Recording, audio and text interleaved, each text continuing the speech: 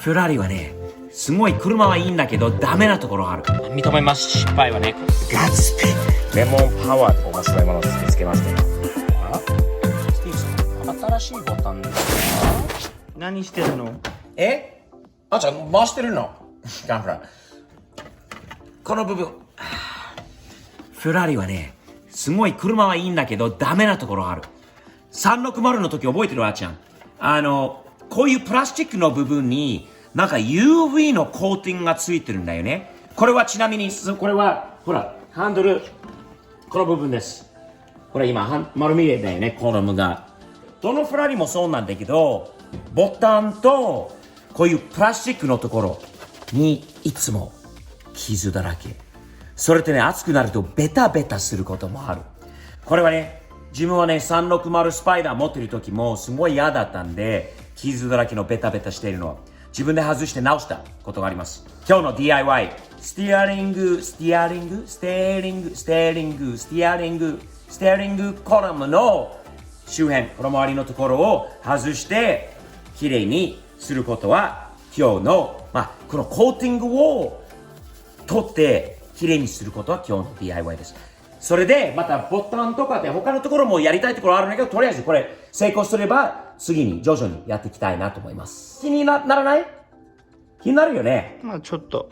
いつもそうでしょ。やだってなんでみんなこんなに傷があるのって、なんでこうまっすぐにいられないのってじゃあ DIY で直しましょう。ラビングアルコールというのかな、日本語でも。これ 70% のやつなんだけど、普通のどの店にでも薬局では買えるものです。とペーパータオルです。一箇所だけじゃあやってみようか。ここでまだ新しいから結構時間かかるかも。かかるかもね。結構時間かかったよ、前も。ラビングアルコールより強いものがあるのか、もしくはこの 70% より強いものがの方がいいのかはちょっと分かりませんが、この前は同じもので、取れました。黒くなってるのはね、確かにあるんだけど、ちょっとこれは時間がかかりそうだよね。で、もう一つのね、リクイドゥレンチというスプレーがあるんだよね。回らないネジとかにスプレーをすると取れるなんか液体があるんだけど、それを使うことによってこれもね、この UV コーティングは取れたとかって言ってたよ。これはあんまり溶けてないな。結構新しいから、溶けてないね。ちょっと黒くなってる。まだ傷だらけの状態が変わらないね。じゃあちょっとその、リクイドレンチが使えるかどうかちょっと持ってきます。待って。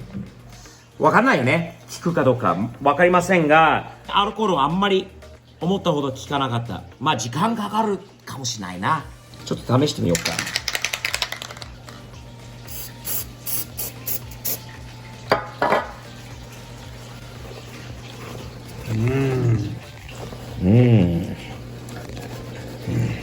お？タオルだけ。タオルが溶けてるだけ？ペーパータオルよりこういうタオルを使った方がそれは何？あんまりっていうことなの？でも少しずつ取れてきてるよ。10分の動画では終わらないんだよね。2時間ぐらいかけたのかな。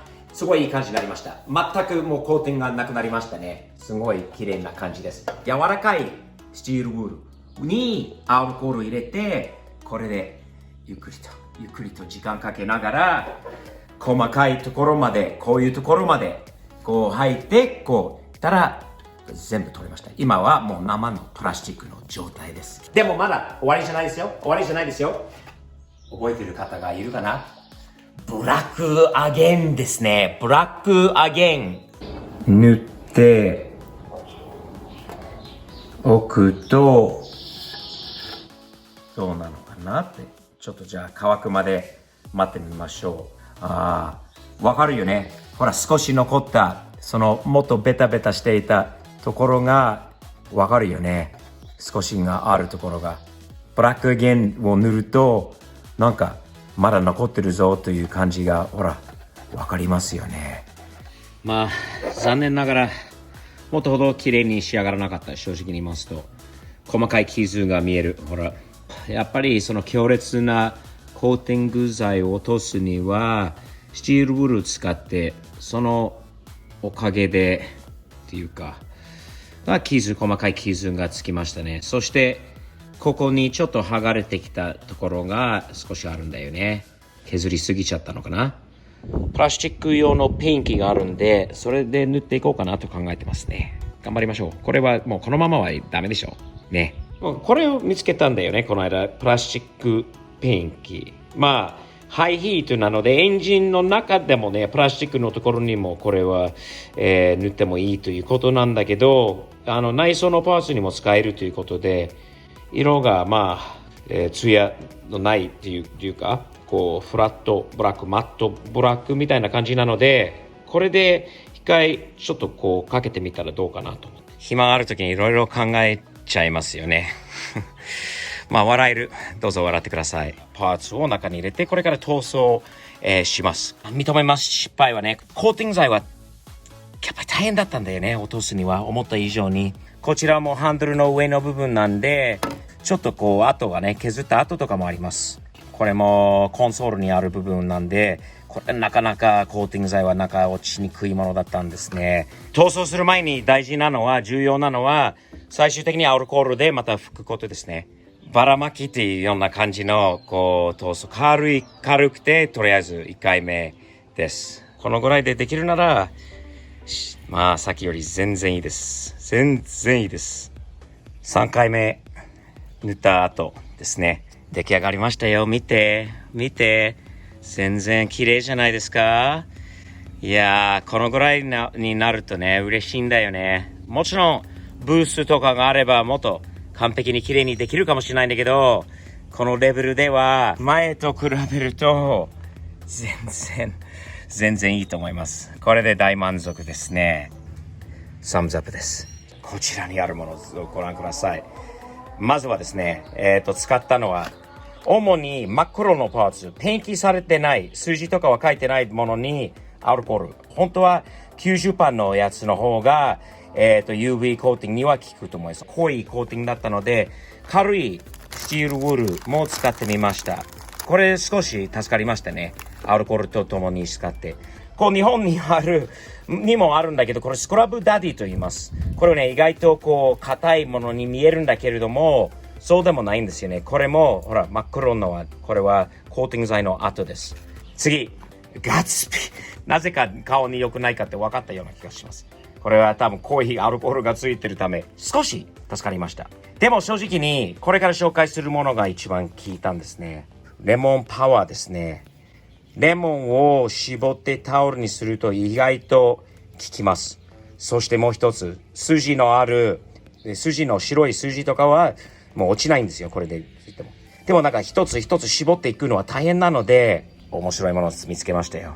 これドンロップ65フレットボードって書いてあるじゃないですか。ギター用のものですね。これはもともとギター用のレモンオイルです。これはオンラインで買えます。日本にもあるんだろうと思います。これは素晴らしいものですよ。車の中を覗いてみましょう。これ乾いてるうちにちょっと車の中お見せします。ボタン、こういうところ、黒いところにコーティング剤を使ってもうベタベタするものがいっぱいあります。この部分もそうなんです。しかし、あら？スティーブさん、新しいボタンですか？いや、違いますね。このボタンは新しくないです。本当にもともとすごい汚れてた、汚いコーティング剤でベタベタしていたところは、先日これで、綺麗にしました。このレモンスプレーが強いです。時間がかかります。簡単ではないんですが、ポイントは、ほら、PSR、音。コーティング剤がもうないのに、ナンバーがまだ、その数字がまだ残っていることが、アルコールではできないことです。この素晴らしいもの。と、レモン。普通のレモンを絞ってこうやることで、時間かけてやることによって、そのベタベタも自分で取ります。ここやろうか。見えるんだよね、ほら。コーティング剤のある、こう、落ちた後。暑い時にこれもうベタベタして気持ち悪いんだよね。これは、これでやりましょうか。レモンは使いにくいんだよね。絞りにくいところもあるんだけど、このスプレーは楽ですよね。で、同じく、ここ、レモンとダンロップでちょっとやって、います。2、30分経った結果ですね。まだですね、見えますよね。このところが。でも溶けてきてますよ。ほら。見えますよね。溶けてきてます。まだ気持ちベタベタしてますね。ここは。ボタンの方は。やりながら気づいたことありますね。よく見てみれば。ほら、ここが完全に取れてます。ここも、ほら、真っ黒のところが取れてるところです。コーティングはまだ見えますよね。どんどんやりながら溶けてきますよね。溶けてくるんで、その時に、爪を噛む方には申し訳ないんだけど、爪で、マジで、こう、最終的には、溶けてから、爪とかでやった方が、溶けますね。これね、時間かかる DIY です。すぐにはできるものではないです。何を使っても、本当はね、難しい。特に、数字とか、矢印とかの書いてあるところを丁寧にやっていかなきゃいけないので、ダンロップもいい、レモンもいいんだけど、時間がかかる。